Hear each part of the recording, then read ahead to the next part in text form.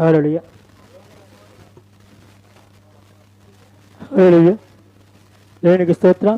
ఈ అవకాశం ఇచ్చిన ఆత్మీయతలు వందనాలు. అలాగే నా తోటి దైవజనులకు మరి దైవజనులకు మరి విశ్వాసులకు నా హృదయపూర్వక వందనాలు తెలియజేసుకుంటాను. పరిశుద్ధ గ్రంథం లేఖన భాగం చూద్దాం ఒకసారి. పరిశుద్ధ గ్రంథం లేఖన భాగం ద్వితీయోపదేశ కాండము 8వ అధ్యాయం 13-14 వచ్చినాడు. నీ పశువులు నీ గొర్రె మేకలను వృద్ధి అయి నీకు వెండి బంగారములు విస్తరించి నీకు కలిగినదంతయు వర్ధిల్లినప్పుడు నీ మనస్సు మంచిది, దాసుల గృహమైన ఐగుప్తు దేశంలో నుండి నిన్ను రప్పించిన నీ దేవుడైన యెహోవాను మరచుదువేమో. దేవునికి స్తోత్రం. చిన్న ప్రార్థన చేసుకుందాం. అందరూ తలలు ఉంచుకున్నాడు. మమ్మల్ని మిక్కిలిగా ప్రేమించిన మా ప్రియ పరలోకపు తండ్రి, నీకు వేలాది వందనాలు, స్తుతులు, స్తోత్రాలు ప్రభా.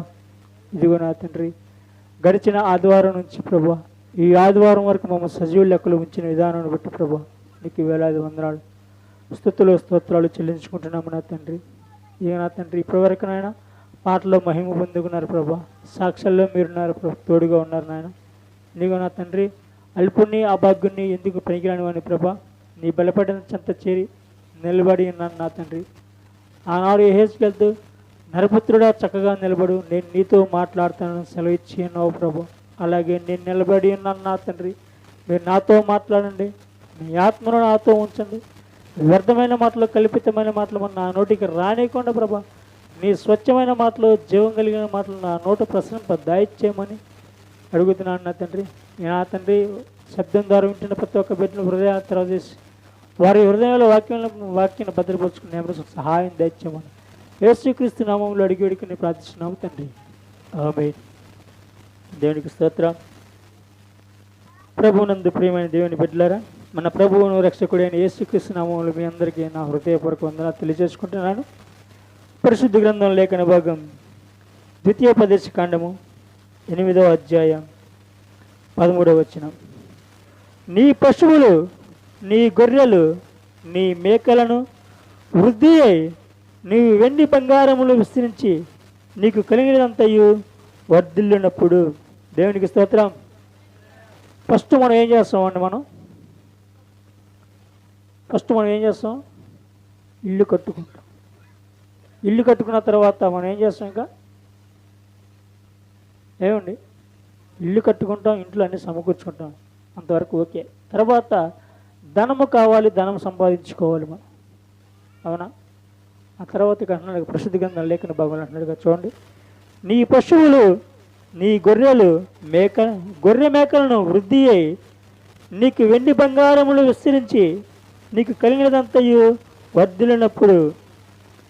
మనం ఇంట్లో వెళ్ళి అంతే సంపాదించుకొని మరి బయటకు వచ్చినప్పుడు మనకు ఉండటానికి, తినటానికి, కట్టుకోవడానికి అన్నీ కావాలి కదా, అవన్నీ సమకూర్చు. తర్వాత ఎక్కడేమన్నాడు చూడండి, విస్తరించి నీ మనస్సు మంచిదే, నీ మనస్సు మదించి, అంటే ఇంకా ధనము సంపాదించి ఇంకా ధనం ఎక్కువగా సంపాదించుకోవాలి అనే ఆశతో, ఏమండి, ఆశతో మనం ఏం చేస్తాం? ఒక శనివారం లేదు, ఒక ఆదివారం లేదు, ఏమండి, మనసు చలించిపోయి దేవుని యందు భయభక్తి కలిగి ఉన్నాము, కానీ ఇంకా మనసు సంచలమైపోయి దేవుళ్ళు నిలబడకుండా ఇంకా ఆస్తి సంపాదించాలి, నాకు కావాలి, నా కొడుకులకు కావాలి, నా కూతురుకు కావాలి, వాళ్ళ పిల్లలకు కావాలని చెప్పని మనం ఏం చేస్తాం? దేవుని సన్నిధి కూడా విడిచిపోయి వెళ్ళేవారిగా ఉంటాం, అవునా కదా? ఇక్కడ దాసుల గృహమైన ఐగుప్తు దేశంలో నుండి నిన్ను రప్పించిన నీ దేవుడైన యెహోవాను మరచుదివేమో. దేవుని కూడా మర్చిపోయాము. ఆస్తి సంపాదనలో పడి దేవుని కూడా మర్చిపోయాం. దేవుణ్ణి మర్చిపోతే మనకి బ్రతుకు ఉందా? ఆలోచించండి ప్రియమైన సహోదరి సహోదరుడు. నువ్వు నేను మనందరం కూడా ఆస్తి మీద సంపాదన కోసం తిరుగుతూ ఉన్నాం. ఫర్ ఎగ్జాంపుల్గా నేనే చెప్తున్నా, ఎవరిదో ఒక అనవసరం. దేవుని సన్నిధిలో ఉండి దేవునితో ఉంటూ నేను ఆస్తి సంపాదన తిరుగుతూ ఉన్నా. ఏమైందండి? దేవుడు ఏమన్నాడు? ఆశగల ప్రాణాన్ని తృప్తిపరుస్తాను అని చెప్పి సెలవిచ్చాడు. ఆశ తృప్తిపడుతున్నాడు, కానీ చేతిలో చిల్లిగా ఉంటలు. కారణం ఏంది? దేవుని సన్నిధికి రాకుండా ఉండటం వల్లే మనకి బాధలు. చూడండి, మరి దావీదు ఎంత ఆస్తి గలవాడు? దావీదు కాదు, ఏబు ఎంతగానో ఉన్నత స్థానంలో ఉన్నవాడు. మరి ఏబుకి ఏమైంది? ఎంత ఆస్తి ఉండగా దేవుని వదిలేడా? వదల్లా.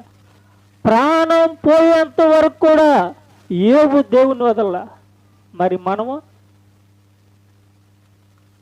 ప్రాణం పోతుండగా దేవుడు ఎక్కడున్నాడు?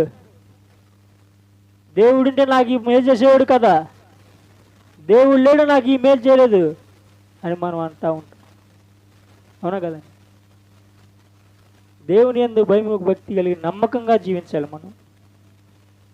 మరి దేవుని దాసులు నాకు కొద్ది సమయం ఇచ్చారు, ఆ సమయం కూడా మరి నేను వినియోగించుకోవాలి.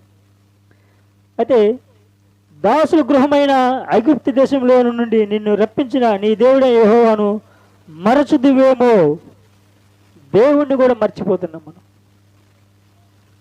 చూడండి, మోషే ఇశ్రాయేల్ జనాంగాన్ని ఐగుప్తు దేశం నుండి విడిపించి పాలుతోలు ప్రవహించే దేశానికి తీసుకెళ్తుండగా ఏమయ్యారు? ఏమండి? మోషేతో దేవుడు ఒకరితో మాట్లాడేది, మాతో మాట్లాడ్డా?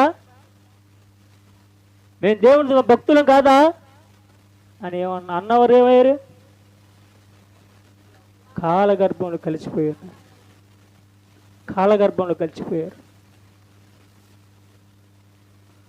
చూడండి, మరి ధనము కోసం ఆశించిన వారు ఏమయ్యారు? పరిశుద్ధ గ్రంథం లేఖనంలో రాయబడిన మాట, ధనము కోసం ఆశించి ఏం తెచ్చుకున్నారండి? కుష్టి రోగం తెచ్చుకున్నాం. మనం కూడా అంతే. దేవుని సన్నిధికి రాకుండా, దేవుని సన్నిధిలో మనం ఉండకుండా ధనము కోసం ఆశపడితే ఏమండి, పరిశుద్ధ గ్రంథం లేఖనంలో రాయబడినవి కూడా మనకి జరుగుతూ వస్తున్నాయి. అవునా కదా? ఎంత ఆస్తి ఉన్నా, ఎంత చేసినా కానీ ఈ రోజు నాకు ఇది ఉందా, నేను తింటున్నాను, సంతోషంగా ఉంటాను అన్న వాళ్ళు ఎవరైనా ఉన్నారా మనలో?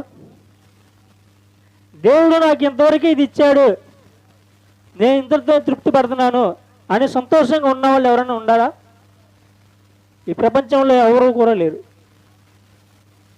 రూపాయి వస్తున్నది దానికోసం ఎంతకైనా పరిగెత్తూ ఉంటాం మనం. రూపాయి సంపాదన కోసం ఎంతవరకైనా పరిగెత్తూ ఉంటాం. దేశం దాటి, ఖండాలు దాటి మొత్తం పరిగెత్తూ ఉంటాం మనం రూపాయి కోసం. నాకు వచ్చింది ఇది, ఇంతవరకే నాకు తృప్తిగా ఉంది, దేవుడు నాకు ఇదే ఇచ్చాడు అని ఏ రోజైనా సంతోషంగా దేవుని భక్తి కలిగి ఉన్నాయా? ఆలోచించండి ప్రియమైన సహోదరి సహోదరులు. మనం ఎప్పుడు కూడా, ఏనాడు కూడా, ఎన్నడూ కూడా ధనము కోసం ఆరాటపడుతూ ఉంటాం. కానీ ధనమే సుఖం అనుకుంటాం, కానీ ధనమే స్వర్గం అనుకుంటామా, కానీ ఆ ధనంలో ఉన్న కీడు మనం గ్రహించలేకపోతున్నాం. అవునా? సరే, ధనము సంపాదించావు, సమకూర్చుకున్నావు, చచ్చిపోయిన రోజు నీ చేతులతో ఉన్న తీసుకుని వెళ్తావు? రూపాయి ఏమన్నా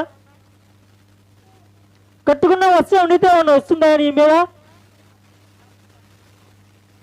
ధనము పంట తినిపించిద్దండి మనుషులకి. అలాంటి ధనము కోసం మనం ఆరాటపడుతూ ఉన్నాం. కానీ దేవుడిని మనం విడిచిపెట్టి పక్కదారిని వెళ్ళిపోతున్నాం. మనం ప్రక్కదారిని వెళ్తున్నామంటే, మనం దేవుని సన్నిధికి వచ్చామంటే ఈరోజు మన మనసులో ఏముండే? ఇక్కడ మనం దేవుని సన్నిధిలో ఎడుగుసి కూర్చున్నాం ఈరోజు. మన మనసులో ఏముండే చెప్పమంటారా? ఇంటికాడ లైట్ ఆపానో లేదు, ఇంటికాడ పిల్లలు ఎట్టున్నారు, ఏమండి ఇంటికాడ పశువులు ఎలా ఉంది, ఇంటికాడ ముసలాయన ఏం చేస్తున్నాడు, ఇంటికాడ ముసలమ్మ ఏం చేస్తుంది, ఆ ఇంట్లో కుక్కలు పోతున్నాయా? ఈ ఆలోచనలో ఉంటాం మనం దేవుని సన్నిధిలోకి వచ్చి. అవునా కదా? ఆలోచించి మన మనస్సు అంతా దేవుని సన్నిధిలోకి వచ్చినప్పుడు దేవుని మీద ఆధారపడి ఉండాలి. మన మనస్సు దేవుని మీద ఆధారపడి ఉన్నప్పుడు దేవుడు మనం ప్రవేశించి మనలో ఉన్న ఆలోచనలన్నీ తీసివేస్తాడు. మనం ఎడగూర్చొని అక్కడ వాళ్ళు ఏం చేస్తున్నారు, ఇక్కడ వీళ్ళు ఏం చేస్తున్నారు, అక్కడ డబ్బు పోతుందే, వాళ్ళు సంపాదించుకున్నారే, ఇక్కడ వీళ్ళు సంపాదించుకున్నారే అని చెప్పని ఆలోచన చేస్తాం. మీకు ఒక చిన్న విషయం చెప్తా. ఇద్దరు కుర్రాళ్ళు దేవుని సన్నిధికి తప్పకుండా వెళ్తారు. అది ఆదివారం రోజు. కుర్రోడు దేవుని సన్నిధికి వెళ్తా అని చెప్పనేసి, సరే నువ్వు వెళ్ళు. ఒక్కరోడు చేపలు, ఒక్కరోడేమో దేవుని సన్నిధికి వచ్చి నదిలో కూర్చొని ఏమండి పాటలు పాడతాడు, వాకింగ్ చేస్తూ ఉంటాడు, అన్నీ వింటూ ఉంటాడు. కానీ మనసు మాత్రం ఎక్కడుంది? ఆ చేపల చెరువు కుర్రోడు దగ్గర ఉంది. ఏమనుకున్నాడు, అమ్మో ఈ చేపలు మొత్తం వాడి పట్టుకుపోతున్నాడు, నా పాకం చేసేడు వీడు అని చెప్పని ఏమైంది, ఈ మనసు మొత్తం అక్కడ ఉండిపోయేటప్పటికి సరే ఆలోచన మొత్తం అక్కడే ఉంది కదా. కుర్రోడిని ప్రార్థన అయిపోయింది, మరి దేవుని దాసుడు వాక్యం చెప్పాడు, అంతా అయిపోయింది. శుభ్రంగా ఇద్దరు వెళ్ళి కూర్చున్నాడు. అక్కడ కూర్చున్నప్పుడు మరి ఏం చెప్పాడు, అరే చర్చికి వెళ్ళావు కదా, మరి దేవుడు మరి దాసుడు ఏం వాక్యం చెప్పారా అని చెప్పంటే, అబ్బో చాలా బాగా చెప్పాడు, చాలా బాగా చెప్పాడు. ఏం చెప్పాడు అంటే ఆ చెప్పాడు. ఏమని చెప్పాడు, ఏమండి ఏం చెప్పాడు? మన మనసు కూడా అలాంటిదే.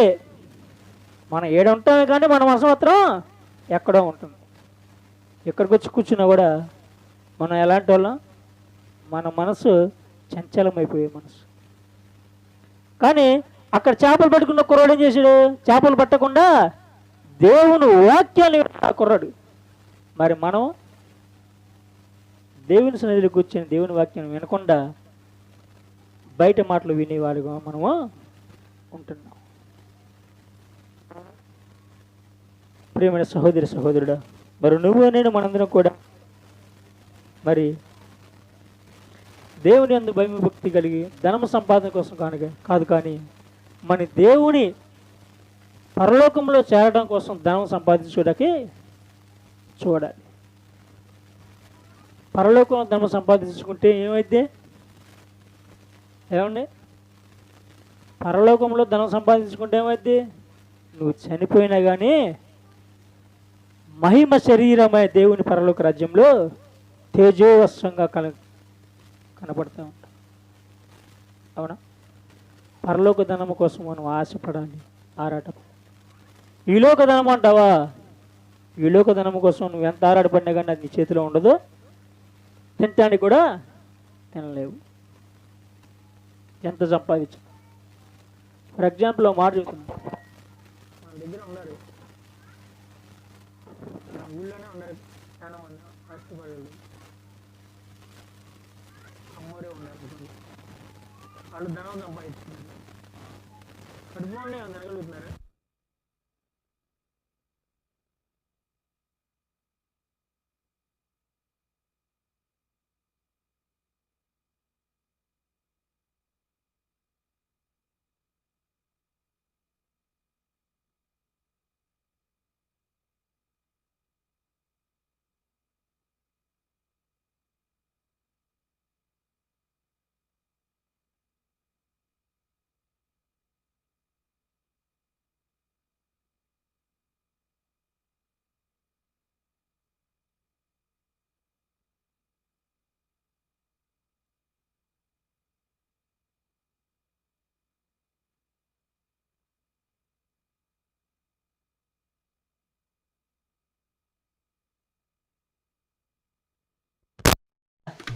తెలియదు. అలాంటి పరిస్థితిలో ఉండకుండా మరి మనం ధనము కూడా ఎక్కువ ఆశపడకుండా మరి దేవుని రాజ్యంలో మరి ధనం సంపాదించుకోవడం కోసం మరి ఆరాటపడాలని కోరుకుంటూ నా ఇచ్చిన వాక్యాన్ని దేవుడు దీవించి మిమ్మల్ని ఆశీర్వదించింది కాక. ఆమేన్.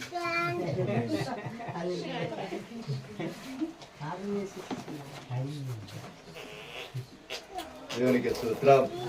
హల్లెలూయా. హల్లెలూయా. కరెంట్ పోయిందా లేకపోతే బ్యాటరీ కరెంట్ పోయింది. దేవునికి స్తోత్రం. ఏం సంపాదించుకోవాలి? పరలోక దానం సంపాదించుకుంటే ఈ లోకంలో ఏం సంపాదించుకోవాలి? ఈ దానం ఎక్కడ పెట్టాలి? ఇక్కడ దానం సంపాదించిన ధనము నువ్వు దేవుడికి ఇస్తే ఆ దేవుడు పరలోక రాజ్యం దానం ఇస్తాడు నీకు. అవునా? ఆలోచించండి ప్రేమని బిడ్డారా. ఎందుకంటే పరలోక రాజ్యం అనే ధనం మనం సంపాదించాలంటే ఈ లోక ధనము ఇది శాశ్వతమైనది కాదు. ధనము అనేది ఆ ధనము ఈ లోకాసరణ ధనము నువ్వు దేవుడికి ఇస్తే దేవుడు నీకు అక్కడ ఇస్తాడని వాక్యము సెలవిస్తుంది. మన ఇక్కడ ఇవ్వకుండా దేవుడికి ఇవ్వకుండా మనం అక్కడికి నాకు కావాలి, నీ ధనం కావాలి, నీ పల్లవ రాజ్యం కావాలంటే అడిగించింది ఇస్తాడా? దేవుడికి స్తోత్రం. దేవుని యొక్క దాసుడు మంచి మాటలు మనం విన్నాం. మరి ఈ యొక్క మధ్యాహ్న కాల సమయంలో మన మధ్య జీవరత్న గారు వచ్చి కొద్దిసేపు దేవుని వాక్యం నిశ్చద్దగా ఉందాం.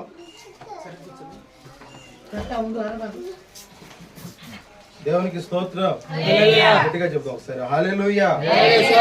రెండు చేతులు ఎత్తి చెబుదాం ఒకసారి హల్లెలూయా. దేవునికి స్తోత్రం. భక్తులు కాకేసినట్టు కూడా కాకేలేకపోతున్నాం మనం. భక్తులు భక్తులు బైబుల్లో ఉంటాడు, ఆడో ఉంటాడు కదా, పేరున్నట్టుంది కానీ ఆడో తెలియదు. భక్తులు తెలుసా? ఉంటాడు. గుడ్డోడు. దేవునికి స్తోత్రం. యేసు ప్రభువారు ఆ మార్గ మధ్యలో వెళ్తుంటే ఈ గుడ్డోడు బాధ ఎవడు పట్టించుకోవట్లా. అర్థమవుతుందా? ఆయన యేసు ప్రభు ఆయన ఇప్పుడు వస్తున్నారు అంటారు కదా, ఆయన నన్ను బాగు చేస్తాడేమో, వస్తాడు నన్ను పిలువు నాయన, ఏంటి కొంచెం పిలువు నాయన అంటే బాబా మా సమస్యలు మాకు మేము చెప్పుకోలేక ఇప్పుడే తత్తంటే ఆయన చుట్టూ అంతమంది ఉంటే మరి నీ గురించి మేము ఏం చెప్పమంటావు అని ఆయన ఏం చేస్తున్నారు, అందరూ వెళ్ళిపోతున్నారు. ఇతను మాట లెక్క చేయట్లా. గుడ్డోడంత మాత్రం నోరు లేకుండా లేదు, నోరు ఉంది కాబట్టి అందరిని అంటున్నాడు. కొందరు అంటున్నారు నువ్వే వెళ్ళాలి తప్ప ఎవరు రారయ్యా, అంత కిరిసిపోతున్నారు అంటే ఇక మనోడు ఏం చేయాలి తెలియక ఆయన దాటిపోయి వెళ్ళిపోతున్నాడు. వెళ్ళిపోగానే ఏమని కేకేస్తాడు? దావీదు కుమారుడా నన్ను నీవు దాటిపోమాకయ్యా, కరుణించయ్యా అని అడుగుతున్నాడు. దేవునికి స్తోత్రం. ఎంత బిగ్గరగా కేక వేస్తేనో యేసు ప్రభు కనబడింది చెప్పండి. అంత జన సమూహంలో ఎంత బిగ్గరగా కేక వేస్తే చెప్పండి ఎంతమంది ఆయన కనపడి ఉండొచ్చు. వెళ్ళేవాడి వల్ల కూడా ఆ స్వరాన్ని బట్టి ఆగి నేను యుద్ధకు వచ్చారు. దేవునికి స్తోత్రం. మనం కంఠస్వరాలు వేయండి. ఏమన్నా మన కంఠస్వరాలు గట్టిగా విప్పాలా లేదా? గట్టిగా స్తోత్రం చెప్పడం ఒకసారి హల్లెలూయా. దేవునికి స్తోత్రం. అది మంచిది. ప్రభునందు ప్రియమైన దేవుని బిడ్డలారా, మన ప్రభువును రక్షకుడైన యేసుక్రీస్తు నామములో మీ అందరికి కూడా నా హృదయపూర్వకమైన వందనాలు. అందరికి కూడా వందనాలు. మరి చక్కని వర్తమానాలు మీరు విన్నారు. దేని గురించి విన్నారు చెప్పండి? ద్వితీయోపదేశ కాండంలో చెప్పాలి. అదే దేని గురించి? అక్కడ ఇల్లు కట్టుకొని ఎన్ని కట్టుకొని మనసు మదించి అన్నమాట చూడాలి మీరు. అక్కడ మనసు మదించి ఎవరిని మర్చిపోతారట? దేవుడిని మర్చిపోతారు. అంటే అక్కడ దేవుడు మన పితరులకు ధన ద్రవ్యాలు సమస్తం ఇచ్చినాక వారు చేస్తున్న పని ఏంటయ్యా అంటే దేవుణ్ణే మర్చిపోయారు. అది ఎంత పాపం చెప్పండి? అది ఎంత పాపం? అది చాలా పాపమా కాదా? ఏమని మర్చిపోవడం చాలా. మరి చక్కగా రెండు మాటల ద్వారా మరి దైవజనులు మరి మనతో మాట్లాడి ఉన్నారు. ఇంకా మరి మర్చిపోవడం విషయాలు చాలా ఉన్నాయి. కానీ మనుషులు మర్చిపోనివి కొన్ని ఉన్నవి, మర్చిపోయే కొన్ని ఉన్నాయి. అర్థమవుతుందా? ఇందాక ధనాన్ని బట్టి దేవుడిని ఏం చేశారు? మర్చిపోయారని ద్వితీయోపదేశ కాండంలో విన్నాం. మరి కొంచెం లోతుగా వెళితే ప్రియులారా, ఇర్మియా గ్రంథము, ఇర్మియా 2వ అధ్యాయము 32వ వచనం, 2-3 విషయాలతో మనం ఈ ఒక వాక్యాన్ని బాగా ముగించుకుందాం. మర్చిపోతున్నారు. చదవండి. కన్నిక తన ఆభరణములను మరచున పెండ్లి కుమార్తె తన వడ్డానములను మరచున నా ప్రజలు లెక్కలేని దినములు నన్ను మరిచి ఉన్నారు. దేవునికి స్తోత్రం. చిన్న ప్రార్థన చేసుకుందాం. పరిశుద్ధుడా, మహాగణుడా, గొప్ప దేవా, మీ కొందరాలు స్తుతులు స్తోత్రాలు తండ్రి. ఇదిగో ఇంతవరకు నాకన్నా ముందుగా నీ దాసు నిలబెట్టుకొని కొన్ని అద్భుతమైన మాటలు మీరు తెలియపరిచారు. అలాగే నీ దాసు నేను పక్షం నిలబడి ఉన్నానయ్యా. నా నోటికి మీరు బోరగా ఉండి నాకు ఇక్కడ చేరికూడి వచ్చిన బిడ్డలకును మాకు శబ్దం ద్వారా వింటున్న ప్రతి ఒక్క బిడ్డలకు తండ్రి నీ మాటలు వినగల చెవులను దయచేయమని, రాలేక వెనకబడుతున్న బిడ్డలను కూడా దర్శించి నడిపించి మీరు మాత్రం మహిమ పొందుకోమని యేసుక్రీస్తు నామ పేరట ప్రార్థించడికి వేడుకొంచున్నాము తండ్రి, ఆమేన్. దేవునికి స్తోత్రం. గట్టిగా చెప్పండి ఒకసారి హల్లెలూయా. ఇందాక మరి దైవజనుడి ద్వారా ధనమును బట్టి దేవుణ్ణి మర్చిపోయారన్న మాట మనం విన్నాం. ఇక్కడ మనుషులు మర్చిపోకూడనివి మర్చిపోతున్నారు, మర్చిపోవలసినవి మర్చిపోవట్ల. అర్థమవుతుందా? మర్చిపోకూడనివి మర్చిపోతున్నారు, మర్చిపోవాల్సినవి మర్చిపోవట్ల. ఈ మాట ఎందుకు మాట్లాడుతున్నాడంటే ఇర్మియా గ్రంథములో 2వ అధ్యాయము 32వ వచనములో ఇలా రాయబడి ఉన్నది, కన్నిక తన ఆభరణాలు మరచునా అని ప్రశ్నిస్తున్నాడు.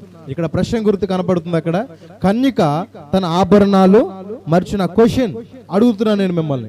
కన్నిక తన ఆభరణాలు మరిచిద్దా? అమ్మ అందరు చెప్పండి. కన్నిక అనగా, కన్నిక అంటే పెండ్లి కానీ ఒక స్త్రీ తన ఆభరణాలు మరిచిద్దా? ఈ రోజుల్లో మనము ఇట్టి పరిస్థితులను బట్టి ఆలోచన చేస్తే కన్నికలైన వారు, వివాహం కాని వారు ఏం చేస్తున్నారంటే వారి సౌందర్యాన్ని కనపరచుకోవడం కొరకు, వారికి మంచి సౌందర్యం ఉందని కనపరచుకోవడం కొరకు ఏం చేస్తున్నారంటే అనేక రకరకాల వంటి ఆభరణాలు ధరిస్తున్నాడు. అవి కూడా ఎలా అంటే పెట్టాల్సిన పద్ధతిలో కాదు, మోడల్గా పెడుతూ ఉంటారు. అది చెప్పాలంటే ప్రియులారా రకరకాలుగా ఉంటుంది. అది మీరు అర్థం చేసుకోండి, నేనేం చెప్పను. ఈరోజు మరి కన్నికైన వారు యవనస్తులు ఎలా ఉంటున్నారో, ఏ రీతిగా పాడైపోతున్నారో, ఏ రీతిగా సమాజం పాడైపోతుందో ఒకసారి ఆలోచన కూడా చేయవచ్చు. ఒక స్త్రీ వల్లే కాదు నేను చెప్తుంది, పురుషుల వల్ల కూడా యవన కాలంలో ఉన్నప్పుడు వారు తమ రూపాలను కనిపరచుకోవడానికి ఏం చేస్తున్నారంట చెప్పండి. పురుషులైతే అనేక రకరకాల కటింగ్లు, స్త్రీలైతే అనేక రకరకాల వంటి లిఫ్టింగ్లు కానీ, ఫేస్ వాష్లు కానీ, ఇలా రకరకాలు చేసుకుంటున్నారు. వాటి గురించి తేటగా ప్రకృతి సంబంధం విషయాలు బయలుపరిస్తే వాక్య ప్రకారంగా ఒక్కరు కూడా క్రైస్తవులు కాదన్నట్టు అయిపోయింది. వాక్య ప్రకారం మనం చూసుకుంటే అసలు నిజంగా మన క్రైస్తవులమేనా అన్నట్లు కూడా వాక్యం మనతోనే బల్లగుద్ది మాట్లాడింది. దాని గురించి కాదు, కానీ ఇక్కడ వాక్యం చెప్తుంది ఏంటంటే ప్రియులారా, కన్నిక తన ఆభరణాలు మరచున అన్నాడు. అంటే బయటకు వెళ్ళేటప్పుడు తన ఆభరణాలు మరిచిద్దా? అర్థమవుతుందండి? ఈ రోజుల్లో నేటికి 99% తింటమైన మర్చిపోతారేమో కానీ ఆభరణాలు ధరించడం మాత్రం మర్చిపోరు. అర్థమవుతుంది తల్లి? ఒక పూట తింటమైన మానేస్తారు కానీ ఆ ధరించుకునే ఆ ఆభరణాలు మాత్రం ధరించుకోకుండా బయటికి వెళ్ళనే. ఒకవేళ మర్చిపోయి వెళ్ళినా కూడా గుమ్మం దాటంగా గుర్తొచ్చి లగెత్తేవారం వెళ్ళి మళ్ళీ ధరించుకొని బయటికి రావడమే కానీ, అమ్మో మర్చిపోయేలా సరే ఎంత దూరం వచ్చే కదా మళ్ళీ ఎందుకులే అనుకునే వాళ్ళు ఉన్నారు ఈ రోజుల్లో. యవనస్తులు కన్నికులు లేరు. ఎవరైనా ఒక ముక్క చెప్పారనుకో, అదేంది అలా చేసి ఇలా చేసావంటే, ఆ డ్రెస్ బాగాలేదు ఇది బాగాలేదంటే వెంటనే విత్తిన శాఖలోనే వెళ్ళి డ్రెస్ చేంజ్ చేసుకోవడమో, లేకపోతే ఆభరణాలు మార్చుకోవడమో, లేదా మోడల్గా అలంకరించుకోవడమో, ఇలా చేసే విధానం మనం ఈ రోజుల్లో చూస్తున్నాం. కానీ ఇక్కడ అదే అడుగుతున్నాడు, మీరు మరుస్తున్నారు అలాంటి క్రియలు?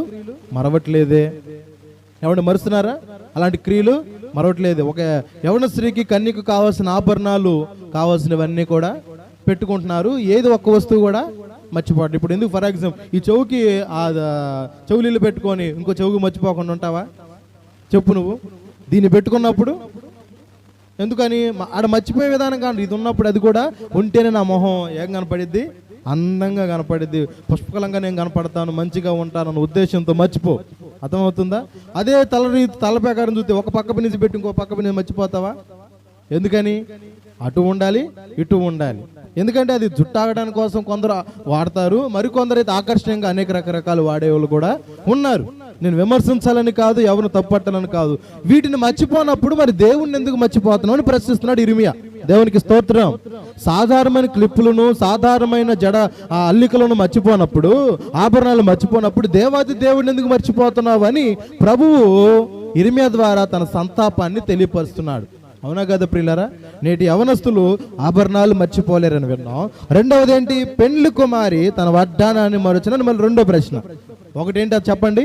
కన్నిక తన ఆభరణాలు మరిచిద్దా? ఆభరణాలు అంటే అనేకంగా ఉన్నవి, ఆభరణం కాదు. ఆభరణాలు అంటే ఒక రకంగా కాదు, అనేక రకాలుగా ధరిస్తున్నారని దాంతో తేల్చేసాడు, అయిపోయింది. రెండవది, పెండ్లి కుమార్తె తన వడ్డానాన్ని మరిచిద్దా అంటే పెళ్లి రోజులు మీరు చూడండి, అది ఎచ్చుదో కావచ్చు, బంగారం కావచ్చు, పిచ్చు కావచ్చు, పెండ్లి కుమార్తె తన వడ్డానాన్ని మాత్రము మరవదు. అవునా? మర్చిపోయిద్దా? ఇంత ఘనంగా చేసుకుంటే అది లేకపోతే అట్టండి, వడ్డానం కావాలి, అది వడ్డానం అలంకారం అండి అనే ఉద్దేశంతో ఎన్ని పెండ్లు మనం చూడలేదు. అది బంగారం అయినప్పటికీ లేదా 1 గ్రామ్ గోల్డ్ అయినప్పటికీ ధరించాల్సింది మాత్రం ధరించాలి. వాళ్ళు మనుషులు ఊరుకోరు, పెళ్లి పెద్దలు ఊరుకోరు, అది చేయరు. ఎందుకంటే అది ఉండాలండి అమ్మాయికి అనేసి ఏం చేస్తున్నారండి కొందరు. ఆ వడ్డానాన్ని కూడా మర్చిపోరు. అంటే పెళ్లి టైంలో ఏది మర్చినా కూడా వడ్డానం మరవనన్నట్లుగా కూడా బైబిల్ సాక్ష్యం ఇస్తుంది. కొందరు ఈ రోజుల్లో దైవత్వమును ఎరిగి వాటిని జయించి వాటిని విసర్జించిన వారు కూడా ఉన్నారా లేరండి? వాళ్ళు కూడా దైవకంగా దైవ లక్షణాలు ఎరిగి వాక్యస్థాయిగా నడవాలనుకున్న వారు వాటిని విసర్జించి కొన్ని పెళ్లిల్లో కూడా చేసుకున్నట్లు మనము చూస్తున్నాం. దేవునికి స్తోత్రం. ఎందుకంటే ప్రియులారా, దేవుడు వెలుపటి అలంకారం కాక అంటాడు. భక్తుడు పౌలు ద్వారా వెలుపటి అలంకారం కాక ఏం చేయమన్నాడంటే సమాజం ముందు, సంఘం మధ్య ముందు మీరు మంచి సాక్ష్యం పొందుకోవాలి అని అంటాడు. అర్థమవుతుందా? యొక్క అలంకారం అనే సబ్జెక్ట్ మీద వెళితే ప్రియులారా, ఒక స్త్రీ ఎలా అలంకరించబడాలి, ఏ రీతిగా పురుషుని అలంకరించే రీతిగా నీ ప్రవర్తన ఉండాలని పేతురు గారు, పౌలు గారు అమ్మా చదువు సాధువైనట్టు మృదువైనట్టు గుణాలను వినండి, అక్షయ అలంకారముగా మీ హృదయ అంతరంగ స్వభావమును అది మీకు అలంకారంగా ఉండవలెను. అది దేవుని దృష్టికి మిగుల విలువ కలిగినది.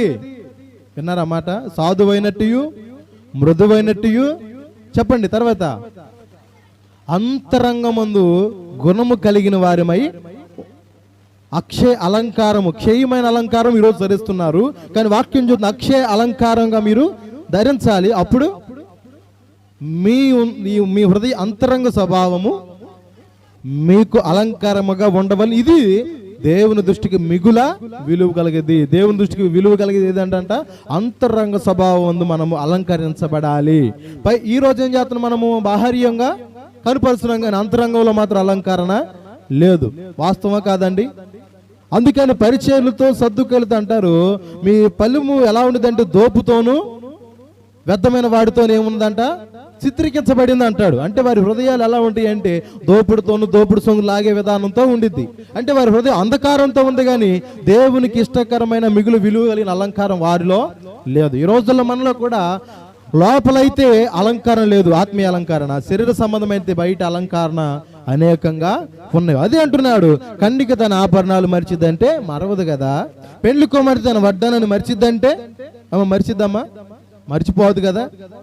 ఎవరైనా ఒకవేళ మర్చిపోయినా కానీ గుర్తు చేస్తారు, సరే పోనీలే అది లేకపోతే ఏమైంది అని అనుకుంటారు. పెళ్లి కూతురైనా ఎట్టకొట్టదే అంట, ఎందుకు ఆ రోజే అన్ని జరగాలి కాబట్టి అన్నిదే అనేసి ఇక పీడిచ్చో ఏడొచ్చో ఏదో ఒకటి అది మాత్రం కామన్గా జరిగిపోయేది. ఓకేనా?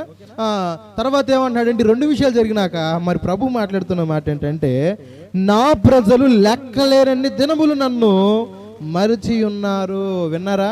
ఇందాక దైవజనుల ద్వారా ధనాన్ని బట్టి వారు ఇల్లు కట్టుకున్నారు, పొలాలు సంపాదించారు, ఆస్తులు పెంపొందించుకున్నారు, మనసు మదించి గర్వం ఎక్కి ఏం చేశారయ్యా అంటే దేవుణ్ణి మర్చిపోయారు. అక్కడ ఆయన మర్చిపోయిన విధానాన్ని మోషే గారు జ్ఞాపకం చేశాడు. ఇక్కడ ఏంటయ్యా అంటే మనకు బుద్ధి రావడానికి ఇరిమియా భక్తుడి ద్వారా ఒక కన్నికను చూడండి. ఆ కన్నిక తన ఆభరణాలు మర్చిపోకుండా బయటికి రాదు. అర్థమవుతుందా? అన్ని ధరించుకొని బయటికి వెళ్ళిద్ది, అన్ని ధరించుకొని ఊర్లు పర్యటన చేసిద్ది. కానీ ఉట్టి నామరూపంగా ఉట్టి నార్మల్గా మాత్రం ఆ స్త్రీ బయటికి వెళ్ళదు. ఎందుకంటే నేను అందవికారంగా కనపడతాను అని ఒక స్వభావం ఆమెలో ఉండి ఏం చేస్తారంటే ఆభరణాలు మర్చిపోవడమే జరగదు. ఒకవేళ ఊరి ప్రయాణం చేసే నీవైనా ఏం చేస్తావు చెప్పనా? అన్ని కావలసినవన్నీ కూడా పెట్టుకుంటాం. రేపొద్దున ఉదయం అయితే మొహం కడుక్కోవాలి కాబట్టి ఏం కావాలి? బ్రష్ కావాలి, పేస్ట్ కావాలి, టంగ్ క్లియర్ కావాలని దాంట్లో దాచిపెట్టుకుంటాం. రేపొద్దు నేను మరి ట్రైన్లో వెళ్తాను, బస్సులో వెళ్తాను, ఆ గాలికి నా జుట్టు అంతా ఏమైపోయింది?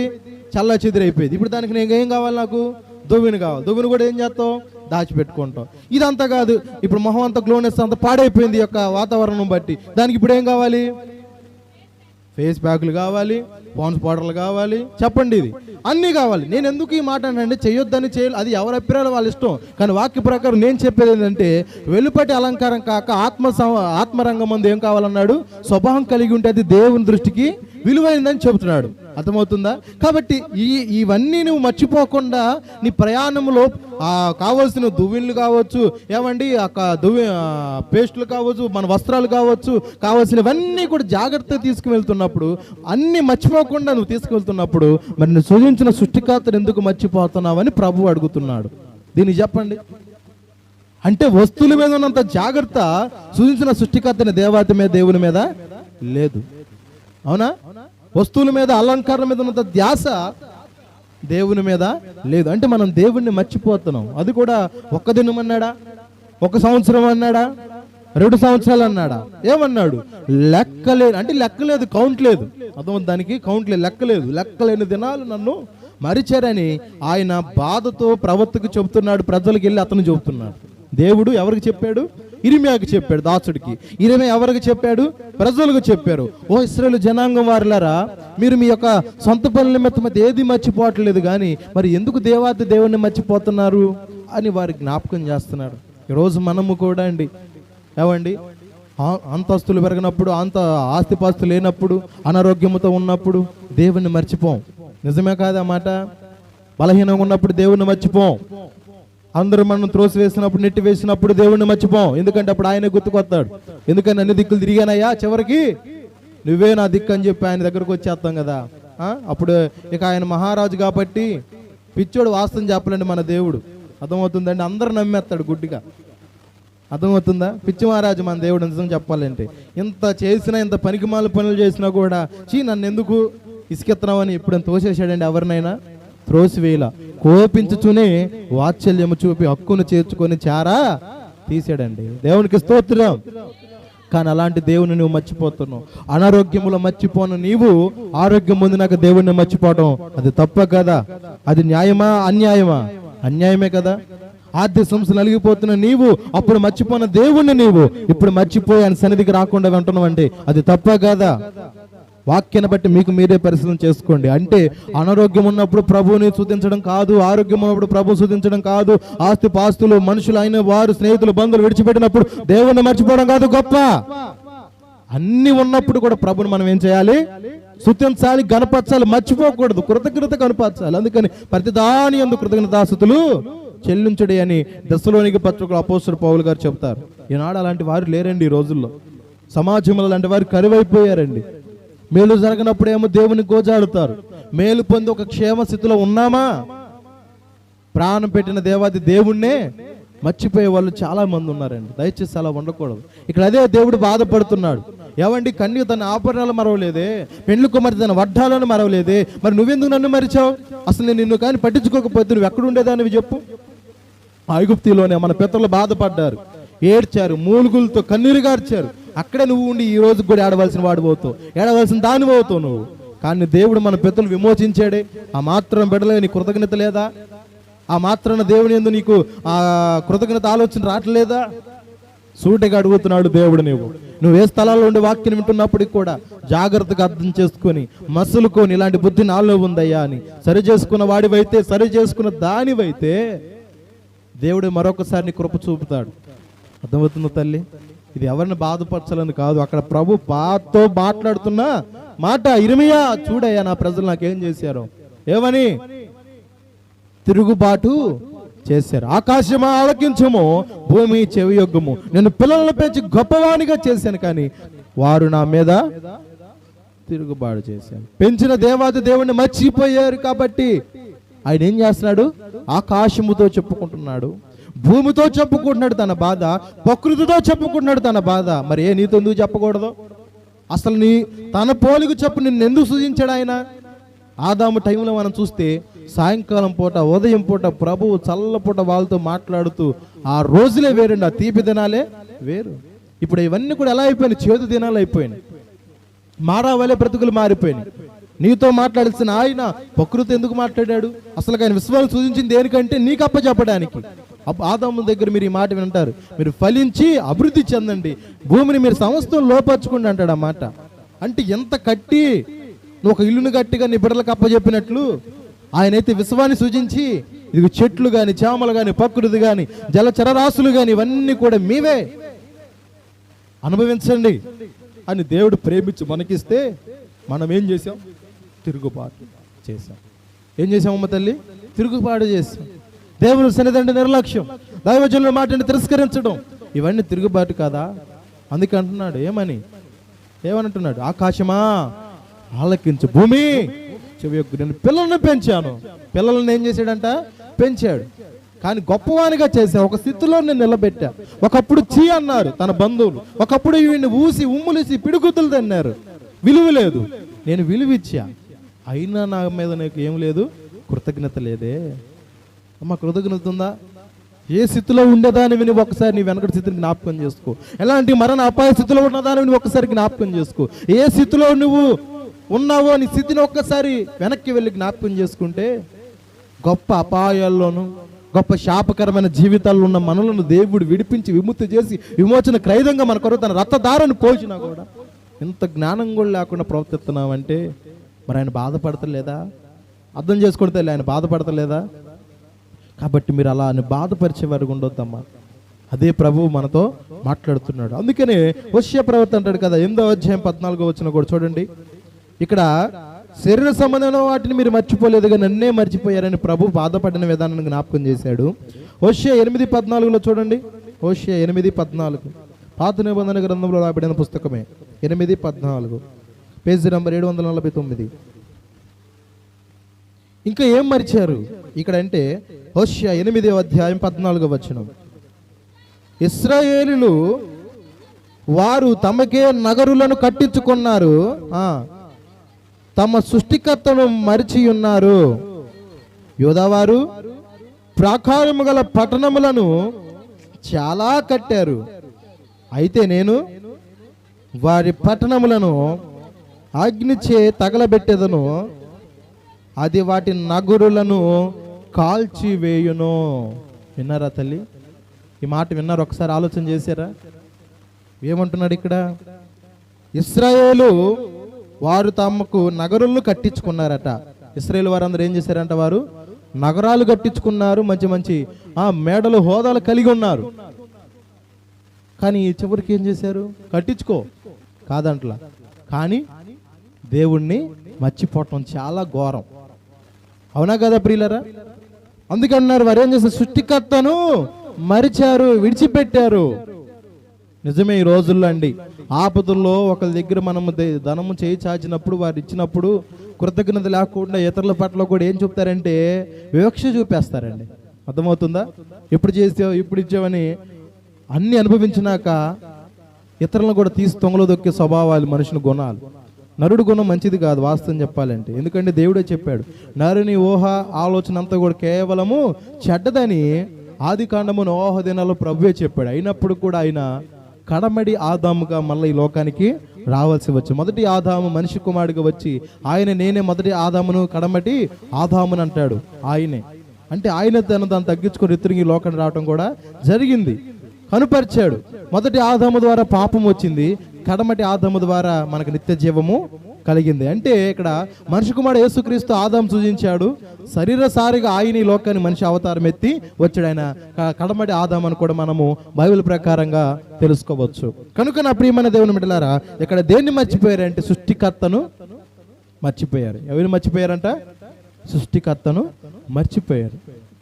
అందుకే బతున్నట్టు కదా, సృష్టికర్తను మరచి నీవు సృష్టిని ఎందుకు పూజిస్తున్నావు? సృష్టికర్తను మరచి నీవు సృష్టిని ఎందుకు పూజిస్తున్నావు? సృష్టికర్తయే లేడనుకున్నావా? నీవు చేసిందే దేవుడాయనా. సృష్టికర్తయే లేడనుకున్నావా? నీవు చేసిందే దేవుడాయనా. ఎందుకయ్యా ఈ అజ్ఞానం? ఒక్కసారి నీవు ఆలోచించు. ఎందుకయ్యా ఈ అజ్ఞానం? ఒక్కసారి నీవు ఆలోచించు. మాయలోకం మాయాలోకమురా, మాయలోకం మాయాలోకమురా. ఇది సత్యము కాదు, నిత్యము కాదు, చూచినవన్నీ భ్రమలేనయ్యా. మాయలోకం మాయాలోకమురా, మాయలోకం మాయాలోకమురా. హల్లెలూయా. ఏం చేశారన్న, సృష్టికర్తయే లేడు అనుకొని సృష్టిని ఏం చేశారు? మోషే కాలంలో కూడా చాలా ఘోరం జరిగింది. మోషే కాలంలో కూడా చాలా ఘోరం జరిగింది. ఏంటి ఆ ఘోరం చెప్పండి, చెప్పండి. దైవజనుడు ప్రజలందరి కొరకు పొట్టగట్టుకొని ఉపవాసాలుండి కొండ మీద దీక్షలు చేస్తే ఇలా దూడం చేసుకుని కమ్మగా మారాది దైవం అని ఏం చేస్తాడు? పాటలు పాడుతున్నారండి. ఏమండి, విన్నారా? ఏం చేసి వీళ్ళు కమ్మగా దూడం చేసుకొని మా దేవుడు నీవే, నిన్ను మించిన వాడు లేడు, మమ్మల్ని ఐగుప్తి నుంచి విడిపించిన వాడు కూడా నీవే అని నోరు లేని. ఏమండి, అసలు దానికి ఆకారం ఎవరు ఇచ్చారయ్యా అంటే మనుషులే చేశారు. అసలు ఒక ఆకారంగా, దూడ ఆకారంగా, ఒక మనిషి ఆకారంలో తయారు చేయబడింది అందరూ తాను వస్తే దేవుడు అనుకోవచ్చు. లేదే, ఏం చేశాడు? అహరోను కూడా వారి దెబ్బగా తాళలేక, సరేలే మీ ముక్కు కమ్ములు కొన్నవి, ఏమండి మీ చెవులు కొన్నవి, మీ మెడలో ఉన్న హారాలు బంగారం మొత్తం తీసుకురండి పోయమంటే అందరు తెచ్చిపోసారట. అందరు తెచ్చిపోగాలని దాన్ని పాతపోసిన విగ్రహంగా చేసి అది దూడాకారంలో వచ్చేసిందంట. ఇక్కడ మీరు గమనించాలి, చాలా బాధాకరమైన విషయం ఈ మాట. 40 ఏళ్ళు సుమారుగా అక్కడ ఐగుప్తులో కష్టాలు పడ్డారు. ఐగుప్తులో ఎన్నో ఇబ్బందులు ఎదుర్కొన్నారు. చేసిన పనిని మరలా చేపిస్తే ఎవరికైనా కోపం వచ్చేది. కోపం వచ్చిన అరవటానికి అవకాశాలు లేవు. అది నీ ఊరు కాదు, నీ బంధువులు కాదు. అయినా కానీ వెట్టి చాకిరి చేస్తుంటే ఆ దెబ్బలకి, ఆ కొరడా దెబ్బలు తాళలేక కుయ్యో మొయ్యో అని అరుస్తూ విలపిస్తూ మొర పెడుతుంటే ఏదో రీతిగా దేవుడు మొర ఆలకించి ఒక మోషేని పంపిస్తే మోషేని కూడా మీరు విసిగించారు. అయినా నా పక్షులు అతను కూడా తట్టుకుంటే నేను మీ క్షేమం కొరకు మీరు ఎలా ఉండాలో మీకు కొన్ని నిబంధనలు, దేవుని ఉద్దేశం తెలియపరచడానికి దైవజనుడిని ఏర్పాటు చేసుకున్నాడు. అర్థమవుతుంది తల్లి? దైవజనుడిని దేవుడు ఎందుకు ఏర్పాటు చేసుకున్నాడు అంటే మోషే దాన్ని బట్టి మనం బాగా తెలుసుకుంటే మనుషులకు చెప్పడానికి, అర్థమవుతుందా, ఆయన నియమాలేంటో, ఆయన కట్టుబాట్లేంటో, ఆయన పద్ధతులేంటో తెలియపరచడానికి దేవుడు సేవకుడిని ఎన్నుకున్నాడు. ఆ సేవకుడు ఆటి నిమిత్తమై, ఆ నియమాలు తెలుసుకోవడం నిమిత్తమై ఎవరితో వెళ్ళాడు? ఎవరితో గడపడానికి వెళ్ళాడు చెప్పండి? దేవునితో గడపడానికి వెళ్ళాడు. ఎవరి కొరకు? నీ కొరకు, నా కొరకు, మనందరి కొరకు లైఫ్ ఏం చేస్తున్నాడు? అక్కడ దారబోస్తున్నాడు. అయినా ఇంటి దగ్గర ఉంటే తన ఇష్టానుసారంగా తన పిల్లలతో బాగా ఉండొచ్చుగా, తన ఇష్టానుసారం సుఖ సౌఖ్యాలు జీవించవచ్చుగా. సేవకుడు బాధను మీరు అర్థం చేసుకోవాలి. ఇక్కడ ఎందుకు అతడు తన భార్యను, బిడ్డలను, తన అన్నదమ్ములను, స్వదేశాన్ని అన్ని విడిచిపెట్టి 40 సంవత్సరాలు మరి వెళ్ళి అక్కడ ఎందుకు చేశాడు ఏకాంతంగా? చెప్పండి, కొండ మీద చెప్పండి. దేని కొరకు? ప్రజలందరిని విడిపించాను కదా. వీరికి కొన్ని షరతులు ఉన్నాయి. ఆ షరతుల ప్రకారం వీరు జీవిస్తే ఇంకా ఫలిస్తారు. అర్థమవుతుందా? అర్థమవుతుందండి? ఏమైంది తర్వాత చూడాలి నా వైపు. ఏమైంది అక్కడ? సమాధాన బలులు అన్నీ అర్పించి అప్పుడు జనులు తినడానికి, త్రాగడానికి, కూర్చుండి ఆటలాడటానికి లేచారు. అంతేనా? ఓకే. కాగా మోషే యెహోవాతో ఎట్లనేను, చూడు నీవు దిగు వెళ్ళు, ఐగుప్తు దేశపు నుండి నీవు రప్పించిన ప్రజలు ఏం చేశారు? దేని బట్టి చెడిపోయారు? తోడం చేసుకున్నారు. వారు చేతులతో చేసుకుని. ఎందుకు ఈ మాట మీకు జ్ఞాపకం చేస్తానంటే సృష్టికర్తను మరిచి సృష్టిని పూజించారంటానికి ఇదే నిదర్శనం. చేత్తో చేయబడిన బొమ్మలను ఏం చేశారంట? వారు పూజించారంట. అందుకే దేవుడు బాధపడ్డాడు.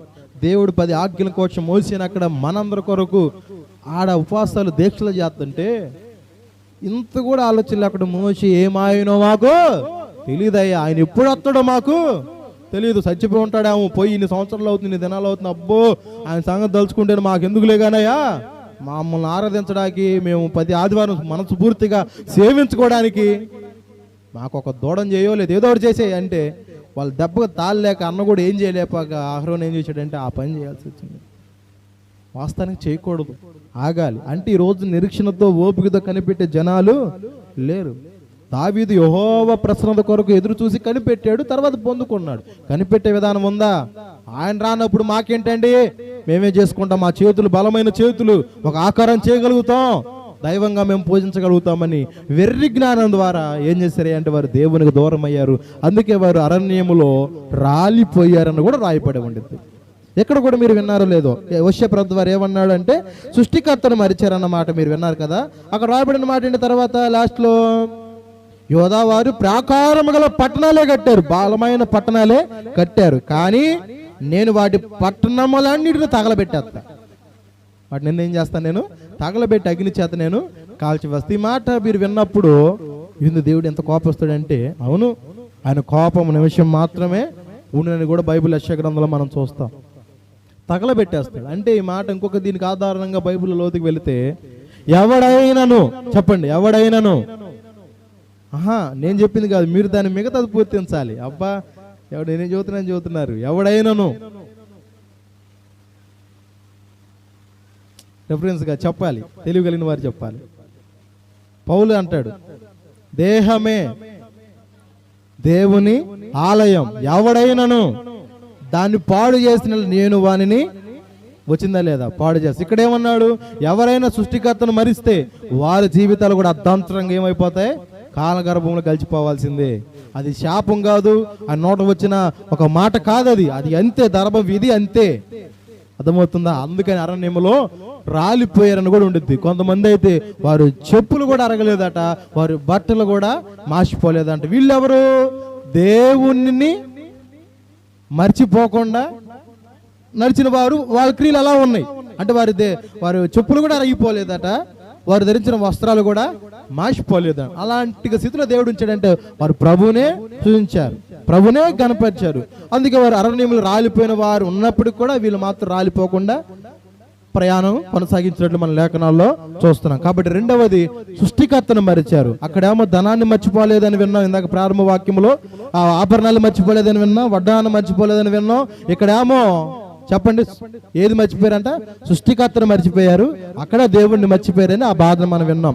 లాస్ట్ అండ్ ఫైనల్ గా ఒక మాట చూద్దాం. కీర్తనలు 9:17, కీర్తనలు 9:17, కీర్తనలు 9వ అధ్యాయము, కీర్తన గ్రంథము 9వ అధ్యాయము 17వ వచనం. అసలు దేవుణ్ణి మర్చిపోతే మనకేం గతి పట్టిందో కూడా చెబుతున్నా. దుష్టులను దేవుణ్ణి మరచు జనులందరూ పాతాళములోనికి దిగిపోతారు. అయ్యా విన్నారా? ఇందాటి దాకేమో నన్ను మర్చిపోయారు అని ప్రభు బాధపడిన సందర్భాన్ని జ్ఞాపకం చేశాడు కదా. అసలు మర్చిపోతే మనకేం కాదు, మనకేంటో మేలు తెలుసా? అమ్మ మనకేం మేలు చెప్పండి, అమ్మండి అది మేలే మనకి. మరి లేకపోతే ఎందుకు మర్చిపోతారు? అది మేలు కాదు, మనకి అది కీడే. కానీ మరి మర్చిపోయి కూడా మరి నా మేలేనా అని అడుగుతున్నామంటే మరి ఎంత దౌర్భాగ్యం మనం చెప్పండి. ఆయన మర్చిపోకుండా మర్చిపోతాము, మళ్ళీ పైపు వచ్చాము పాతాళం వెళ్ళి కీడని ఎరుగుతున్నావు. మరి మర్చిపోయేది ఎందుకు? ఏమండి మర్చిపోయేది దేనికి? ప్రార్థన అంటే మర్చిపోతావు, క్రమాలంటే మర్చిపోతావు, విధానాలంటే మర్చిపోతావు, దేవునికి ఇవ్వాలంటే మర్చిపోతావు, ఆయన సందులో కూర్చొని ఆరాధన పందరగా రావాలంటే అయ్యాలు మర్చిపోతావు. అన్నీ మర్చిపోయి పాతాళం కీడండి అంటే చేతులు రేపు సరిపోయిద్దా? అర్థమవుతుందా? ఇక్కడ రాయబడిన మాట ఏంటి? 9:17 ఏమన్నాడు అక్కడ?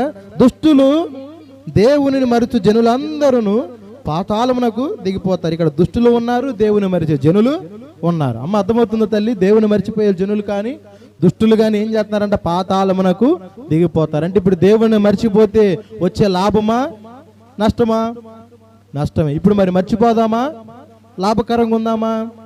లాభకరంగా ఉందామంటే ఏం చేద్దాం? మర్చిపోమాకండి, దేవుణ్ణి మర్చిపోవద్దు. అందుకే దావీదు కూడా అంటే, నా ప్రాణమా యెహోవాను సన్నుతించుము, నా అంతరంగమా సమస్తమా యెహోవాను సన్నుతించుము. యెహోవా చేసిన ఉపకారములలో దేనిని వినండి, దేనిని మరువక అంటే మర్చిపోక ఏం చేయాలి? స్తుతించు, గణపరచు అన్నమాట విన్నారు. అంతమంది పెద్ద పెద్ద భక్తులు సైతమే మర్చిపోకుండా ఆయన కార్యాలు స్తుతిస్తుంటే ఆపదలు మొక్కుకుని మొక్కుబళ్ళు తెచ్చడానికి మనం మర్చిపోతున్నామే. అర్థమవుతుంది? ఆపదల్లో ఎన్నో మొక్కులు మొక్కుకుంటాం, అవునా కదండి? అది పోతే ఇది చేస్తానా, ఇది పోతే అది చేస్తానా, ఏదేం చేస్తానా ఏ సమస్తం అంటూ అన్ని పొందినాక ఆ మొక్కుబడి మాటే మర్చిపోతాం. అందుకే బతున్నాను కదా, రోగము కొరకు దేవునికెన్నో మొక్కులు మొక్కుతారు, ఆ రోగము కాస్త తీరిపోతే మాటే మర్చిపోతారు. రోగము కొరకు దేవుని మొక్కులు మొక్కుతారు, ఉన్ని మాటే మరచిపోతారు. మారాలి మారాలి నీ మనసే మారాలి, ఆ మారిన మనసు దేవునికి ఇస్తే ప్రతిఫలం ఉంటుంది, ఆ మారిన మనసు దేవునికి ఇస్తే ఫలితం ఉంటుంది. హల్లెలూయా. ఏందంట, రోగాల కొరకు ఎన్నో మొక్కులు మొక్కుంటాం. ఎందుకంటే ఆపదలు మనం తాళలేం, శ్రమలు మనం తాళలేం, తట్టుకోలేం. అందుకని ఆ టైంలో ఏదో రీతిగా మనం ప్రభుకి మొక్కుకుంటాం, కానీ మొక్కుబళ్ళు మాత్రం మనము చెల్లించలేం. ఎందుకంటే మర్చిపోతాం, ఆ మాటే మర్చిపోతాం.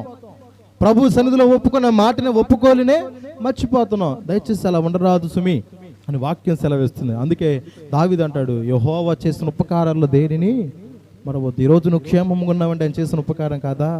ఈరోజు నీ కుటుంబము దేవుడు క్షేమాన్ని ఇచ్చి ఆరోగ్యాన్ని ఇచ్చాడంటే అది ఉపకారం కాదా? అమ్మ తేజ గారు, అవునా కదా? దేవుడు చేస్తున్న మేలు కదా, ఆయన ఎప్పుడు మనం మర్చిపోకూడదు. ఇది మాత్రం మీరు బాగా గుర్తుంచుకోండి. అందుకే ఇక్కడ ప్రభు మనతో మాట్లాడుతున్న మాట ఏంటి అంటే, ఒకవేళ దుష్టులు కానీ దేవుడిని మరిచే జనులు ఎలా అవుతారంటే పాతాళంలోకి దిగిపోతారు, పాతాళంలోకి వెళ్ళిపోతారు. అగ్ని ఆరదు, పురుగు చావదు. ఆ స్థితిలోకి మనం వెళ్ళకూడదనే దేవుడు ఈ వర్తమానానికి మనం అందించాడే కానీ వెళ్ళాలని మాత్రము కాదు. ఎందుకంటే దేవుడు నిన్ను ప్రేమించాడు. ఇక్కడ చేరికి వచ్చిన అయ్యా నన్ను మనల్ని అందరిని ప్రేమించి నా బిడ్డలు పాతాళంలో వెళ్ళకూడదు అని ఏం చేయమన్నాడు తెలుసా?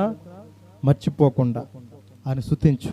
నీ కొరకు పొట్టగట్టుకొని ప్రార్థించిన దైవజనుల యొక్క ప్రార్థన గుర్తించి కృతజ్ఞత కలిగిన వాడిగా ఉండు. నీవు అర్థమవుతుందా? కృతజ్ఞత లేకపోతే, కృతజ్ఞత విధానం లేకపోతే ప్రభు మెచ్చడు.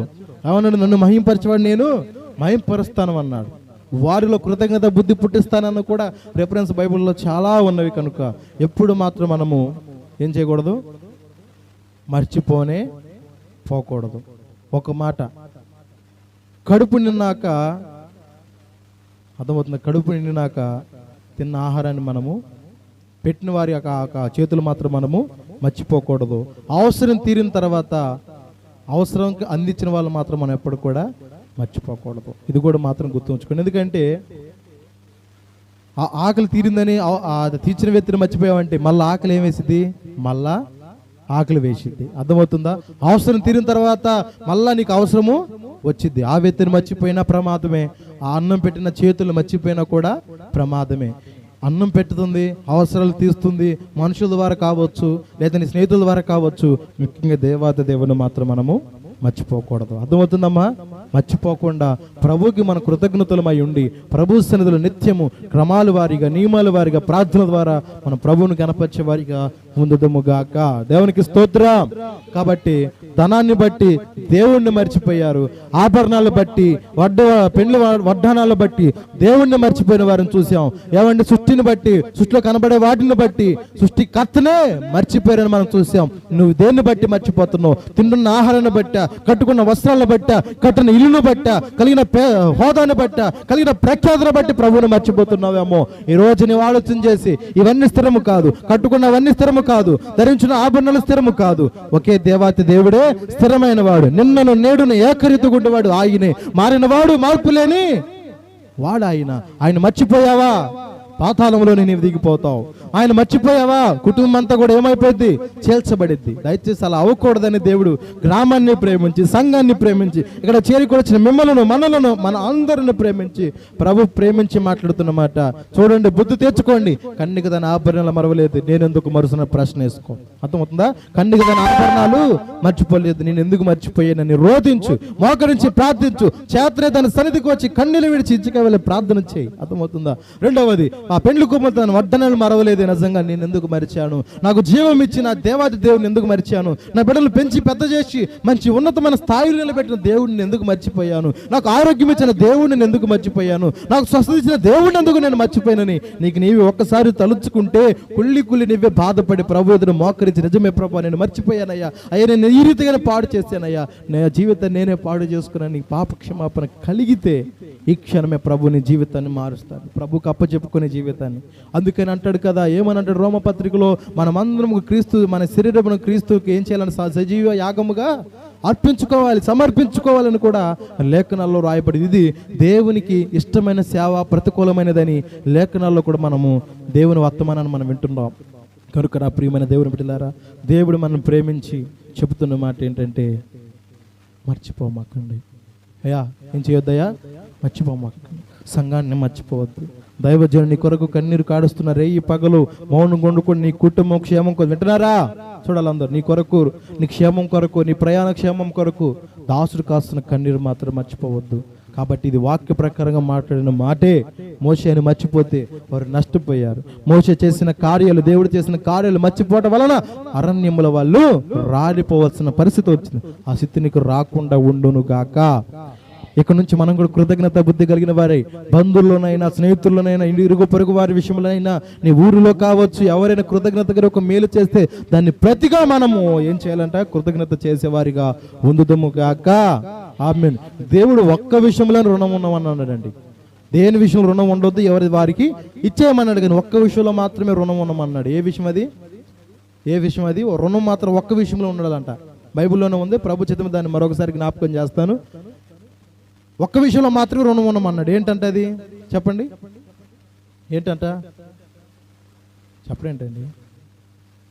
ప్రేమ విషయంలోనే మనము రుణస్తులమై ఉండాలి, కానీ మరి దేని విషయంలో మనము రుణస్తులుగా ఉండకూడదని దేవుడు దైవవర్తమానంతో మనతో మాట్లాడుతున్నాడు. కనుక ఈ క్లుప్త సందేశాన్ని ప్రభు వెనుకలో దీవించి మిమ్మల్ని అందరిని కూడా ఆశీర్వదించునుగాక. ఆమేన్.